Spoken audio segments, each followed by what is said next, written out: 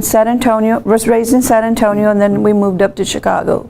And then we lived in Indiana and Ohio. My father was in the service, so we moved around a lot. Okay. And then I ended up here in Fort Worth about in 1972.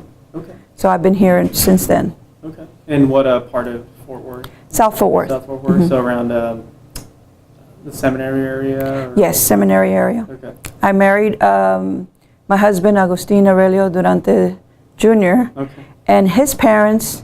Now, I know a little bit more about his history because I was in the attic looking at papers, and his grandparents came from Mexico, but I'm not sure what part of Mexico. And they were what they called migration, I think, from Mexico, that they came to Fort Worth to work at Texas Steel. Okay. And so his grandfather, I don't know his name, but he worked at Texas Steel. And I know for a fact that they bought property on Bryan Street and Main Street for $75 in 1909, because I was looking at their papers. So they had their green cards. I saw them.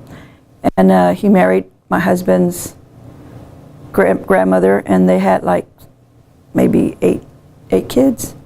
So one of them was my mother-in-law, so she was born here in Texas, in Fort Worth, and then it was my husband.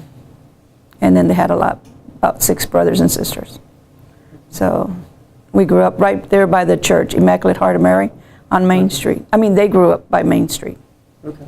And so they started all that was all lots. And they were like, not the first, but the people that started South Fort Worth.